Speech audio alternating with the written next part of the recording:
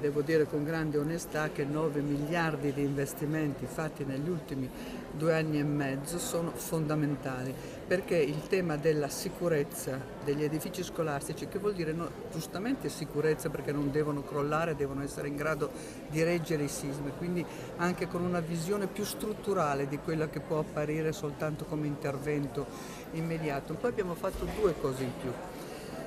La prima è stata dopo 20 anni di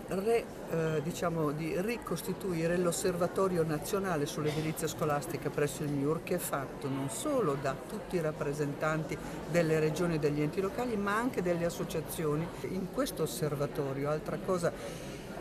secondo me corretta e giusta, è che è quella la sede in cui insieme, proprio come sistema paese, valutiamo, ci regoliamo insieme sulle priorità, di cui ovviamente la priorità fondamentale sono gli interventi nelle zone dove il sisma ha ovviamente colpito, perché il primo presidio che tu devi immediatamente ricostituire e ricostruire è esattamente una scuola in luogo sicuro e con condizioni di sicurezza. L'altra cosa altrettanto importante che è stata costituita, anche qui, che questa non c'era proprio, è l'anagrafe dell'edilizia scolastica, perché un altro elemento, io credo importante, è la trasparenza verso ogni cittadino e ogni cittadino, oltre che ovviamente verso le amministrazioni,